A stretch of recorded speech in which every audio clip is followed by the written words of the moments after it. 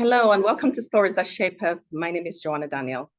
Today on Stories That Shape Us, I want to talk about loneliness, but not so much from an adult perspective.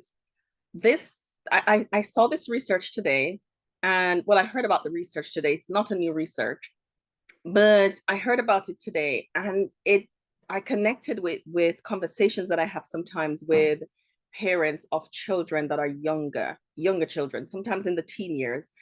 And I thought, how does this research impact this group of people? I knew there must have been a connection.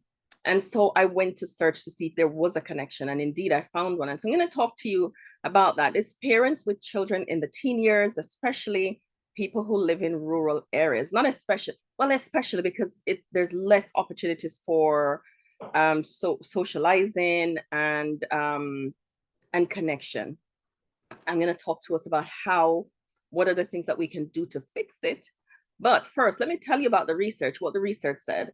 So it's according to the US Center for Disease Control, and it says loneliness and unhappiness. Well, loneliness is equivalent to smoking 15 cigarettes per day. Loneliness is equivalent to that. Now we know the dangers of smoking. It's all over. But loneliness is equivalent to that.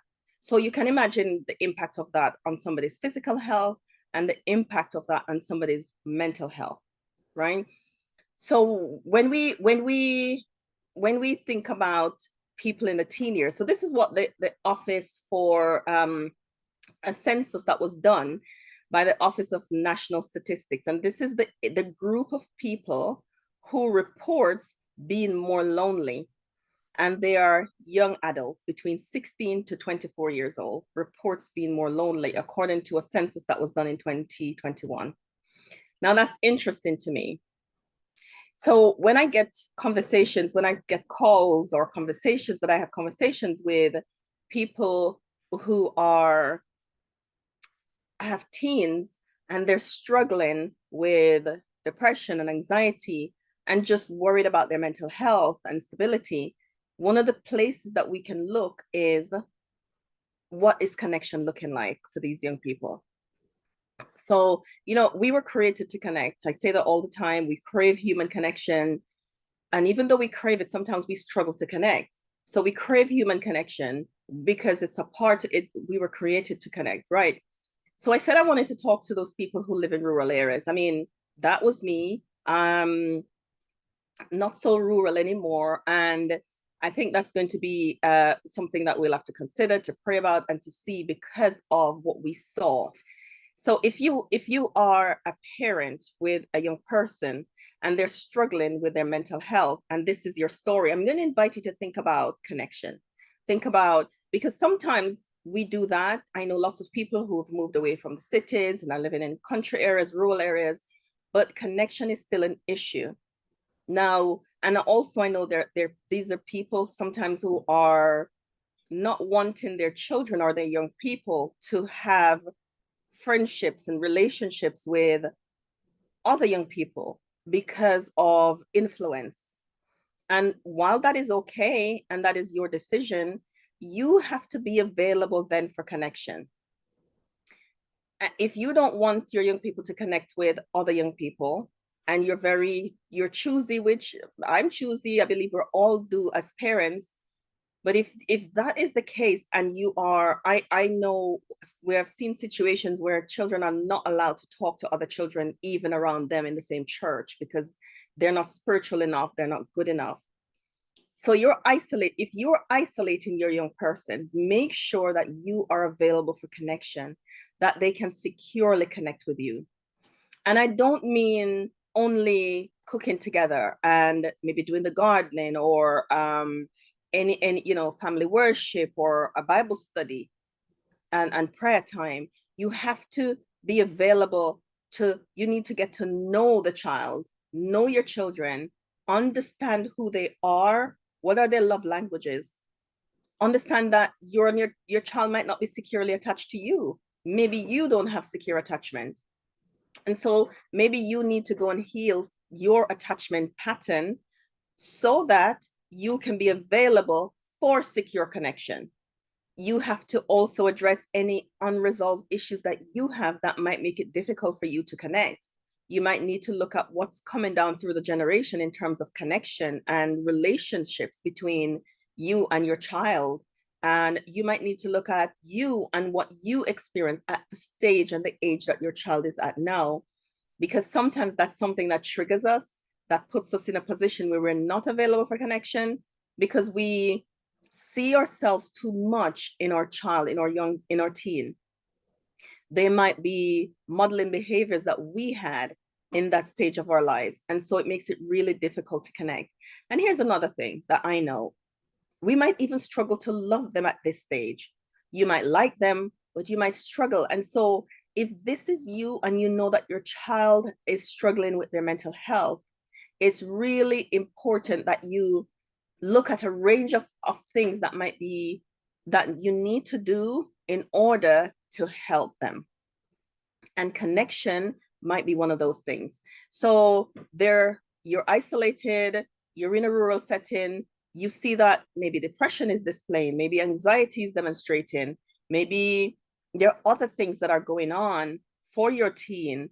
Maybe they are, teens go through this phase, I think, where they want to spend a lot of time in their rooms. If you have connection, you can go in and have a chat, have a laugh, do something together in there. Sometimes find ways of drawing them out to connect, do things one-to-one with them. You might have other children that might make this challenging, but try and find ways of developing deep connection with the child that you're concerned about, because connection could help with this problem of loneliness, right? And be available and open for what they're saying, what they need, and maybe find ways of meeting that need. Now, this might challenge you a little bit because you might think, well, that, what they need might not be in line with your values or the values that you want to emulate, or you might want them to want your values and they don't have it. They don't have your values. They might not be demonstrating your values, right? But that is some of the things that they're telling you that they need. It's really important, again, to learn how to listen, how to negotiate, how to compromise, how to help them, to give them room to make decisions. Again, I'm not saying changing your boundaries or changing your value system, but it might be important to get to know this child that you have, this young person, so that, because that's the place that you're going to help them from inside. If you don't listen, if you don't learn to understand, if you don't learn to understand what's going on with you, and some of the things that might be triggered in you when they're demonstrating the behaviors that they're demonstrating, or when you're worried about and concerned about their well-being, if you're not able to acknowledge and own that and have a space for you to work through that, then it might be difficult for you to listen to it in a rational way and an impartial way, so that you can put some solutions in place that will fix the loneliness issue for this child. Really important, really important. I know that sometimes this might challenge, because in certain circles and certain, settings, certain things might not be allowed because the norm in this group is that we don't do that. But you have to know your family, know your individual child, and with God, make decisions that's going to help your child's well-being. I made a video about this today, and I said, sometimes when our children struggle, some parents might feel it's time to double down in Bible study and prayer. And those are amazing tools and they work, but you might need to you might need to do other things. You might need to be open to hearing what else that God wants you to do in order to help your child. So once again, if you are not available for deep connection and you see them demonstrating behaviors that might be loneliness might be the root of it, you need to learn what you need to do, what you need to heal, what you need to process, so you can be available for connection and you can present as a trustworthy and safe person to that young person, so that they can tell you what they're really struggling with. If they feel that they're going to be judged, if they feel like they're going to be criticized, if they feel like they're not going to be listened to and they're going to be shut down, they won't tell you. And sometimes it's heartbreaking for us when we're parents and we can see that they're going through something and they're choosing to not tell us. We can feel rejected, especially if rejection and abandonment is one of your core wounds and you've not acknowledged that, you're not working on it. So you don't know that when they not want to talk, they're not rejecting you, but they're sometimes testing whether or not they can trust you. So you might fall back and go nurse your wounds of rejection and withdraw, and that might present another problem and a cycle that needs to be addressed as well in order for them to get well. What we don't want to do, and this is why I'm sharing this on the stories that shape us today, we don't want to ignore signs of mental health in our young people. We don't want to ignore signs of what chronic loneliness could do to our young people. We don't want to ignore the signs that tell us that they're not okay. We want to be able to know as parents what we can do. How can we grow? How can we heal? How can we help facilitate the change that is needed for them? And I'm saying facilitating because we might not be able to fix it. We might need a therapist.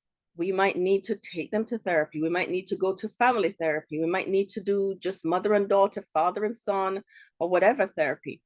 We might need to do something that is very different as we're facilitating the change so that they can